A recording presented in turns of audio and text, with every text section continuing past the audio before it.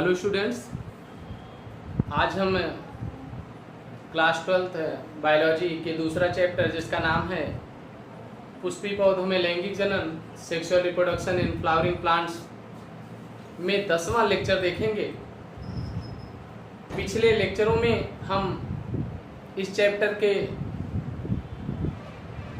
इसके पहले के बिंदुओं को अध्ययन कर रहे थे, जिसमें हमने परागण और उसमें विभिन्न प्रकार की विधियों के बारे में जान रहे थे। आज हम इस लेक्चर में परागण के पश्चात आवृत बीजी पौधों के जीवन में क्या क्या घटनाएं घटती हैं उसके बारे में अध्ययन करेंगे। तो हम देखते हैं कि परागण के पश्चात क्या होता है। तो हमें पता है कि परागण के पश्चात पौधों में निषेचन की प्रक्रिया संपन्न होती है। अतः हम देखेंगे कि परागण के पश्चात निषेचन।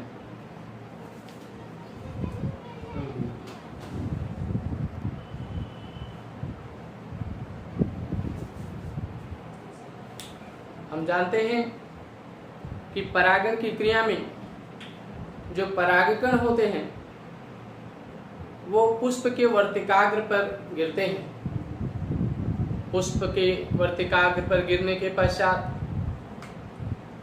क्या होता है, कौन कौन सी घटनाएं होती हैं जिसके फलस्वरूप निषेचन प्रक्रिया संपन्न होती है, इसको हम जानेंगे, जिसे एक चित्र के माध्यम से हम समझने का प्रयास करेंगे।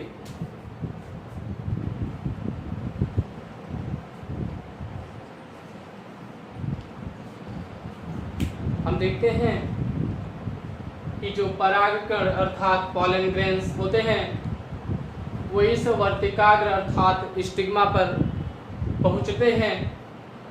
तो उनकी संरचना पहले से भी हम जानते हैं कि इनमें परागकण की बाहरी परत जिसे आप एक्साइन और इसके भीतर की पतली परत जिसे आप एंटाइन कहते हैं, इस एक्साइन में उपस्थित जर्मपोर से एंटाइन की परत बाहर की ओर एक नली के रूप में उभर जाती है। आप इस तरह से समझ सकते हैं कि जो एंटाइन परत होती है वो पतली भित्ति होती है। ये पतली भित्ति इस एक्साइन के जर्मपोर से बाहर की ओर वृद्धि करती है और वृद्धि करके एक नली के रूप में बाहर की ओर विकसित होती है। इसी नली को हम पराग नली या पॉलन ट्यूब कहते हैं। ये पॉलन ट्यूब विकसित किससे होती है, हमें पहले से ही पता है। इस परागकण के बीच में दो केंद्रक होते हैं। एक केंद्रक जनरेटिव कोशिका या जनन कोशिका का निर्माण करती है, जबकि दूसरा केंद्रक जिसे आप ट्यूब न्यूक्लियस या वेजिटेटिव न्यूक्लियस कहते हैं ये उपस्थित होता है। तो इस वेजिटेटिव न्यूक्लियस या जिसे आप ट्यूब न्यूक्लियस कहते हैं, उस ट्यूब न्यूक्लियस से ही इस पराग नली का विकास होता है और यह ट्यूब न्यूक्लियस पराग नली के बीच में आ जाता है, अर्थात पराग नली के शीर्ष पर पहुंच जाता है। और ज्यों-ज्यों यह पराग नली वृद्धि करती जाती है, ये ट्यूब न्यूक्लियस भी उसमें शीर्ष भाग की ओर से होता हुआ आगे की ओर बढ़ता जाता है। और इस प्रकार से वर्तिकाग्र पर बने जो पराग नली होती है वह वर्तिका के मार्ग अर्थात स्टाइल से होती हुई अंडाशय भाग में प्रवेश करती है। कहते हैं इस प्रवेश के लिए अलग अलग पौधों में, अलग अलग कुल के पौधों में इस वर्तिका की बनावट भी अलग अलग होती है। अर्थात आप कह सकते हैं कि सभी पौधों में वर्तिका एक समान नहीं होती। वर्तिका की बनावट या वर्तिका में पराग नली के प्रवेश करने के मार्ग के आधार पर वर्तिका को 3 रूपों में देखा जा सकता है। सबसे पहला होता है जिसे आप कहते हैं खुली वर्तिका।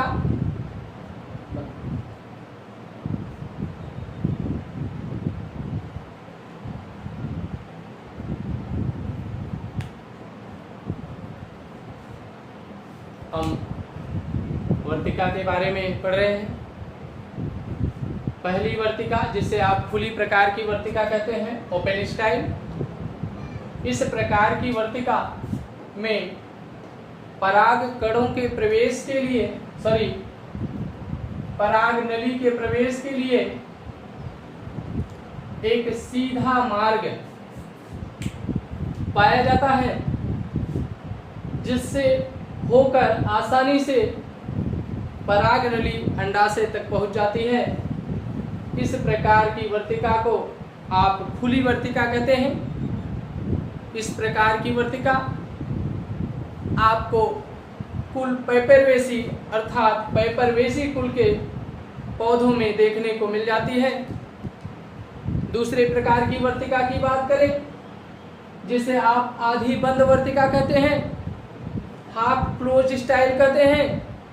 हाफ क्लोज स्टाइल में हम देखते हैं इसमें वर्तिका के बीच में मार्ग तो होता है, अर्थात ओपन स्टाइल की समान ही यह होती है, परंतु इनके बीच बीच में संचरण ऊतक के द्वारा मार्ग बंद होता है। आप इस तरह से कहते हैं इनके बीच बीच में कुछ विशेष प्रकार के ऊतक होते हैं। ये ऊतक इस मार्ग को बंद कर लेते हैं, इसलिए इसे हम आधी बंद वर्तिका अर्थात हाफ क्लोज्ड स्टाइल कहते हैं। इसमें पराग नली के प्रवेश के समय दबाव के कारण ये संचरण ऊतक टूट जाते हैं और पराग नली आसानी से वर्तिकाग्र से होती हुई अंडाशय तक पहुंच जाती है। तीसरे प्रकार की वर्तिका की बात करें जिसे आप बंद वर्तिका क्लोज स्टाइल कहते हैं। इस प्रकार की वर्तिका हमें धतूरा व कपास के पौधे में देखने को मिलती है। इस प्रकार की वर्तिका में इनके बीच किसी भी प्रकार का कोई मार्ग नहीं होता, अर्थात ये ऊतक संपूर्ण रूप से भरे होते हैं। इनसे पराग नली का प्रवेश थोड़ा सा जटिल होता है, इसलिए ये पराग नली इस कोशिकाओं के बीच में जो अंतराकोशिकीय अवकाश होते हैं, इन अंतराकोशिकीय अवकाशों के बीच से होती हुई अंडाशय तक पहुंच जाती है या पहुंचती है। इस प्रकार की बंद वर्तिका से भी पराग नली आसानी से अंडाशय तक पहुंच सकती है और पहुंचती भी है, और अंडाशय तक पहुंचने के पश्चात अब वह बीजांड में प्रवेश करती है। तो इस वर्तिका का बीजांड में प्रवेश किस प्रकार से होता है इसके बारे में हम देखेंगे। अतः हम जानेंगे पराग नली का बीजांड में प्रवेश।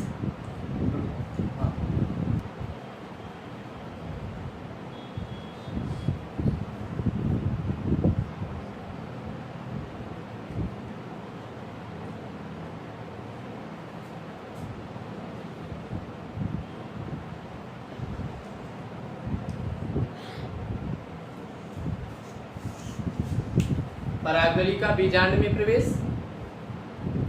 पराग नली वर्तिका के मार्ग से जब अंडाशय में पहुंचती है तो अंडाशय में उपस्थित जो बीजांड होता है उस बीजांड के बीजांड द्वार जिसे आप माइक्रोपाइल भी कहते हैं, उस माइक्रोपाइल के मार्ग से यह भ्रूण कोश के अंदर अर्थात एम्ब्रियो सैक के भीतर प्रवेश करती है, परंतु इसके पहले ही पराग नली में पराग कण के भीतर उपस्थित जनन केंद्रक, जिसे आप जनरेटिव न्यूक्लियस कहते हैं, वह जनरेटिव न्यूक्लियस जनन केंद्रक विभाजित होकर दो नर युग्मक अर्थात मेल गैमीट्स बनाते हैं और ये दोनों नर युग्मक इस पराग नली में पहुंच जाते हैं और पराग नली में पहुंचने के साथ साथ पराग नली बीजांड में कैसे प्रवेश करती है, इस प्रवेश मार्ग के आधार पर, या आप कह सकते हैं प्रवेश करने के तरीकों के आधार पर, हम इस घटना को 3 रूपों में देख सकते हैं या 3 भागों में बांट सकते हैं। इसे हम चित्र के द्वारा समझेंगे।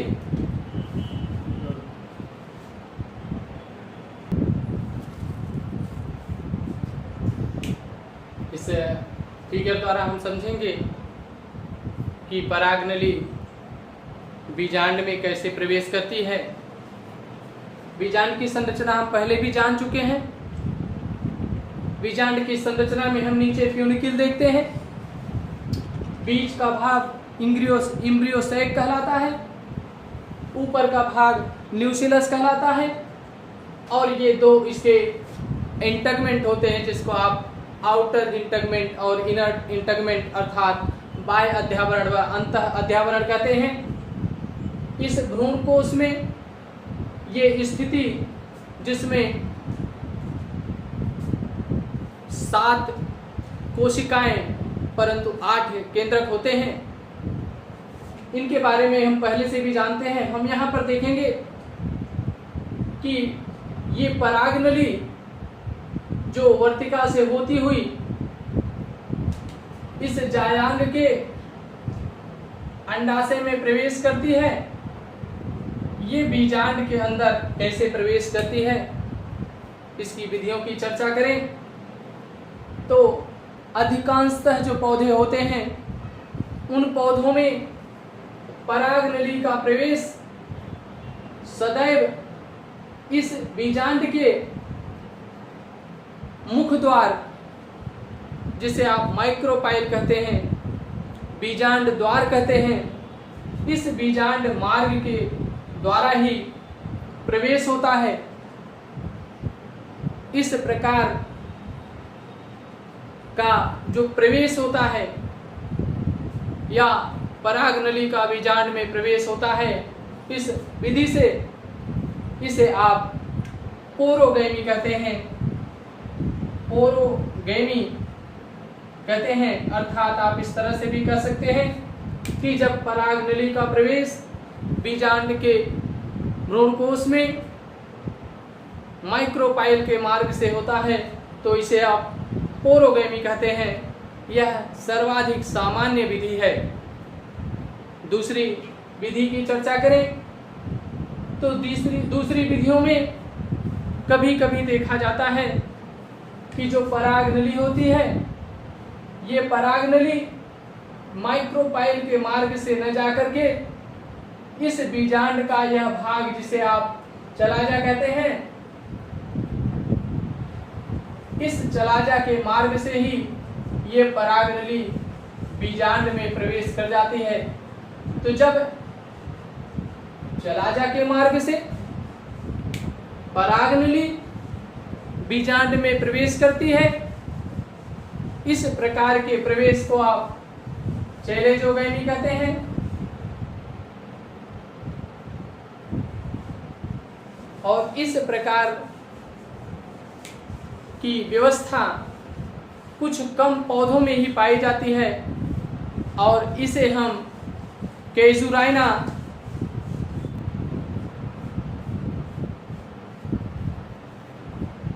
के पौधे में देख सकते हैं।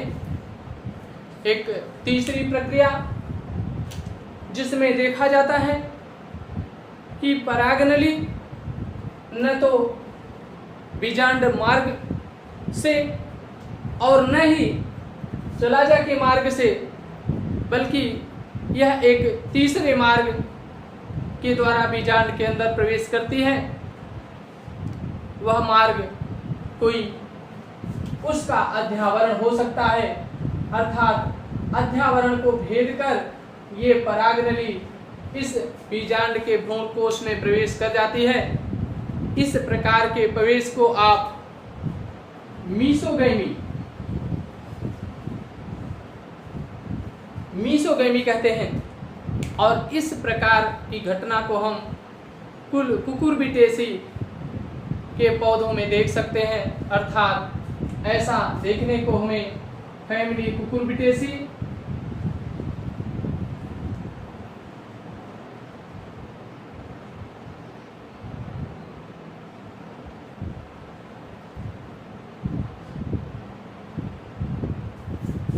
में आसानी से देखा जा सकता है। अब हम जानेंगे इस परागनली में जो आए हुए दो नर युग्मक होते हैं, ये नर युग्मक इस भ्रूण कोश में, एम्ब्रियो सैक में कैसे मुक्त होते हैं और मुक्त होने के पश्चात किस प्रकार से निषेचन क्रिया संपन्न होती है, इसको समझते हैं। अर्थात हम इसके पश्चात देखेंगे भ्रूण कोश में युग्मकों का विमुक्त होना के बारे में हम अपने अगले लेक्चर में चर्चा करेंगे।